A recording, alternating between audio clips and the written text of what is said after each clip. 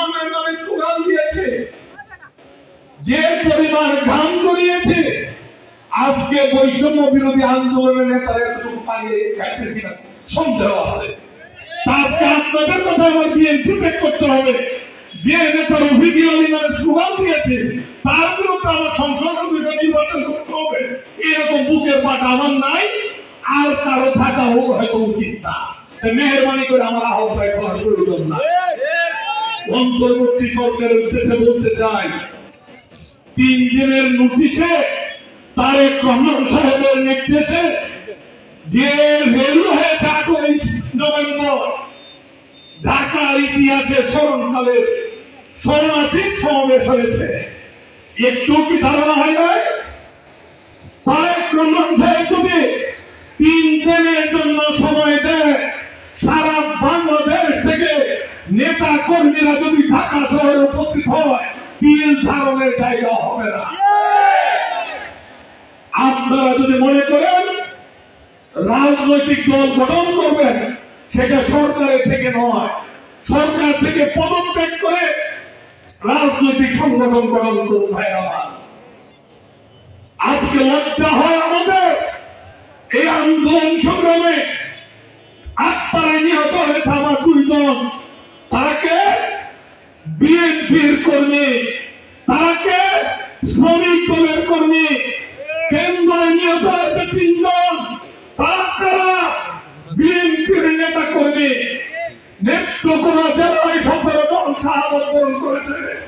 17 জনের মধ্যে 15 জন বিএনপির নেতা কর্মী, 2 জন জামাতে ইসলামের নেতা কর্মী। তার অর্থটা দাঁড়ালো, এই আন্দোলন সংগ্রামে বিএনপি জামাত ইসলামের ত্যাগের বিনিময়ে কিন্তু এই সরকার রাতারাতি সরকার হয়ে যায় না। আজকে লজ্জা হয়, যারা গুলিবিদ্ধ হয়েছে, আহত হয়েছে, তাদের চিকিৎসার জন্য অনশন করতে হয়, রাজপথ অবরোধ করতে হয়। এই সরকারের উদ্দেশ্যে বলতে চাই, লজ্জা হয় না? 3 মাসে ভুলে গেলেন যাদের রক্তের বিনিময়ে ক্ষমতায় আসছে, আজকে তারা চিকিৎসার অভাবে ঢুকে ঢুকে মরছে। তাদেরকে ঘোষণা দিলেন 1 লক্ষ টাকা করে দিবেন, যে টাকাটা তুচ্ছ কিছুই না। এই টাকাটা পাওয়ার জন্য তাদেরকে অনশন করতে হয়। উনি আসি না বাংলার অভিযানে, বাংলাদেশের বাংলা অভিযানে এমন কোন নির্দিষ্ট শব্দ নাই যা ওনাকে দেওয়া যায় না। গত জুলাই আগস্টে 2000 হত্যাকাণ্ড, 4 থেকে 500 মানুষকে পঙ্গুত্ব দানকারী উনি আসি না, যার বিচার 1000 বার ফাঁসিতে ঝুলানো, যার শান্তি হবে 1000 বার ফাঁসিতে ঝুলানো।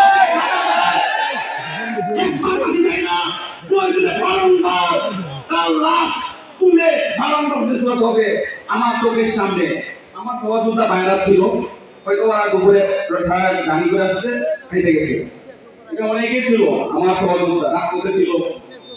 গত 19শে জুলাই আমার চোখের সামনে আমাকে বাঁচাতে গিয়ে আমার এক ছোট ভাই আমার চোখের সামনে রাইফেল, যারা অনেকে ছিলেন, যারা অনেকে আছেন, রাইফেল এতটুকু লম্বা পিস্তল, গুলিতে মাথা উড়ে গেছে। আমার পাঞ্জাবি খুলে তাকে কুলে নিয়ে আমি তার মুখে দিতে পারি না, কারণ গুলিতে মাথা উড়ে গেছে। তাকে নিয়ে গেল, সে জায়গায় গেল।